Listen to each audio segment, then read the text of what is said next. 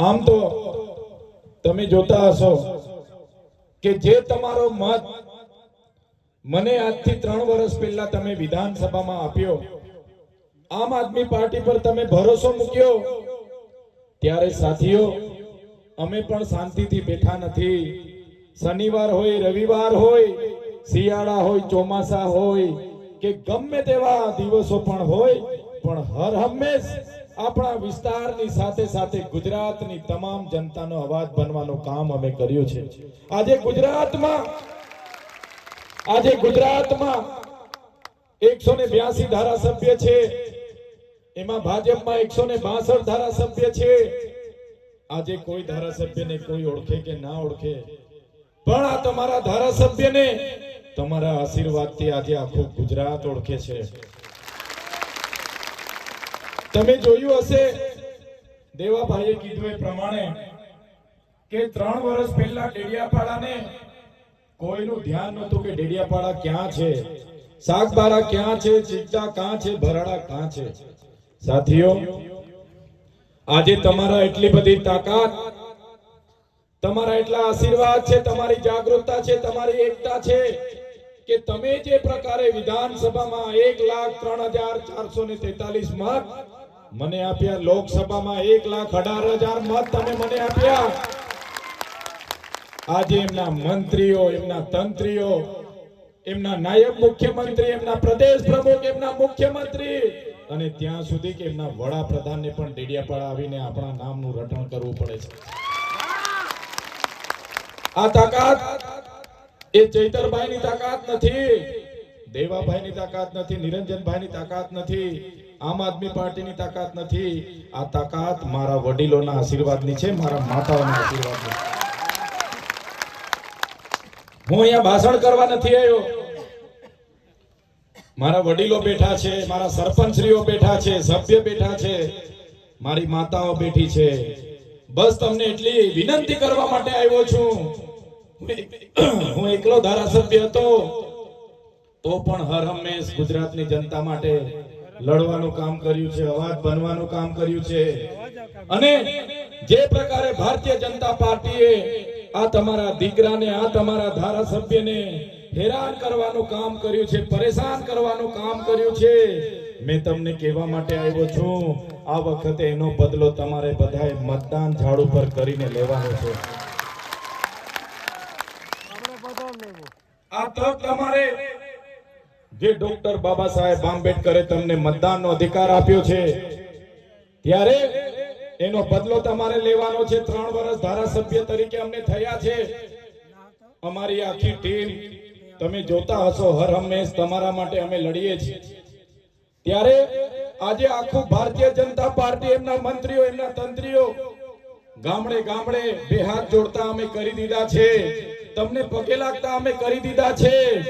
હજુ તો અમારી શરૂઆત છે, હજુ તો પિક્ચરના નંબરો પડે છે, હજુ તો પિક્ચરોના નંબરો પડે છે. અને હજુ તો 3 વર્ષ થયા છે. આ ચૈતર વસાવા, દેવેન્દ્ર વસાવા, નિરંજન વસાવા, ગેમલભાઈ વસાવા, અમારા બધા લોકો જો 15-20 વર્ષ રાજનીતિમાં ટકી ગયા, આ ભાજપ વાળાને અમે છોતરા કાઢી નાખીશું. છોતરા.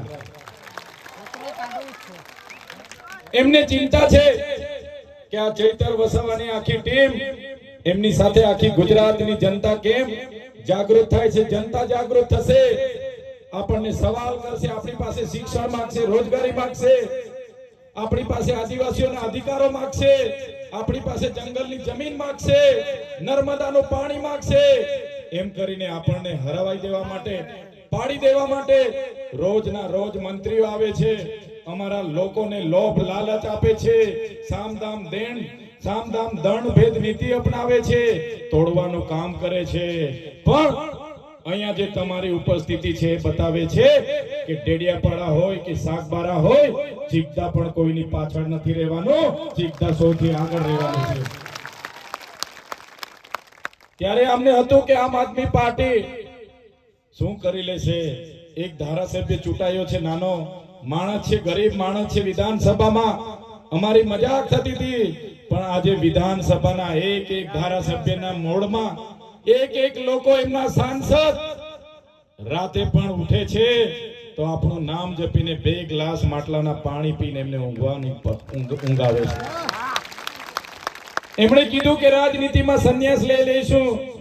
દેવાભાઈએ કીધું, પણ દેવાભાઈને હજુ અધૂરી માહિતી મળી છે. દેવાભાઈ સાંસદના તો ગોબા પાડી દીધા છે. પેલા નીલરાવની વાતે 4 દિવસ પહેલા ઝઘડા થયા, ફંડિંગ માટે ઝઘડા થયા. એક બિન આદિવાસી પ્રમુખ એક આપણા સિનિયર સાંસદના કોલર પકડી લે, એમને કમલમમાં મારે. આ માત્ર સાંસદનો અપમાન નથી, અમારા આદિવાસી સમાજનો અપમાન છે. એનો બદલો અમે ઝાડુના બટન પર મત આપીને લઈશું. ત્યારે સાથીઓ, કહેવામાં આવતું કે કેજરીવાલજી હવે નહીં આવે, આમ આદમી પાર્ટી હવે નહીં આવે, ગુજરાત હવે આમ આદમી પાર્ટી નહીં ચાલે, ચૈતર વસાવા જેલમાં છે, પૂરું થઈ ગયું. પણ આજે આપણી વચ્ચે સંજયભાઈ સાહેબ ઉપસ્થિત છે, તો મને એક મારો ડાયલોગ યાદ આવે છે, तुमको क्या लगता था नहीं लौटेंगे, तुमको क्या लगता था नहीं लौटेंगे, गलत, जब तक तोड़ेंगे नहीं तब तक छोड़ेंगे नहीं. हमको क्या अंडू पंडू झंडू समझ के रखा है क्या? ये सब आम आदमी पार्टी वाले हैं, आम आदमी पार्टी वाले झुकेंगे नहीं, लोगों के लिए हम लड़ेंगे. ત્યારે સાથીઓ, આ ચૂંટણી માત્ર ઉમેદવારોની ચૂંટણી નથી. આ ચૂંટણી માન્ય કેજરીવાલજી માટેની ચૂંટણી નથી કે ચૈતર વસાવા માટેની ચૂંટણી નથી. આ ચૂંટણી તમારી બધા માટેની ચૂંટણી છે. આમ આદમી પાર્ટી તમારા બધાની પાર્ટી છે, સામાન્ય લોકોની પાર્ટી છે, આમ જનતાની પાર્ટી છે. એટલે આપણા લોકો જે ચૂંટણી લડી રહ્યા છે એ તમારી સેવા કરવા માટે લડી રહ્યા છે. એમને જીતાડવા માટે હવે તમારે 3 દિવસ મેદાને જંગમાં ઉતરી જવાનું છે, માથું મૂકી દેવાનું છે અને એમને ભવ્ય વિજય કરીને તમારે આવવાનું છે. એ વિનંતી કરવા માટે આવ્યા છે. માન્ય સંજયસિંહ એટલે દૂરથી આવ્યા છે, તમારા પર એમને બહુ ઉમ્મીદ છે, અપેક્ષા છે.